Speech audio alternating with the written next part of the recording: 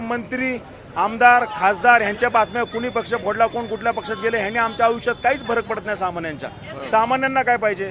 चांगली शिक्षण व्यवस्था, मुलांना चांगली शाळा, ट्रान्सपरंट सगळं व्यवस्थापन झालं पाहिजे, चांगलं आरोग्य पाहिजे, बरोबर, चांगलं टाउन प्लॅनिंग पाहिजे, चांगले रस्ते पाहिजेत, चांगल्या व्यवस्था पाहिजेत.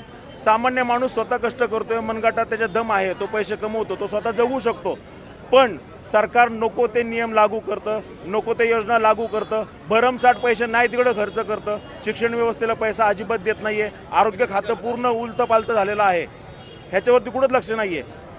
आता ही जी वाचा फुटली ही ह्या CGP म्हणा, कॉक्रोच जनता पार्टी म्हणा किंवा सगळ्याच्या बाकीचे विरोधी पक्ष आहेत, सगळे तरुण आहेत, तरुण मुलं की ज्यांना नॉलेज नाही आहे, राजकारणाशी ज्यांचं देणं घेणं नव्हतं, ही मुलं का बाहेर आली?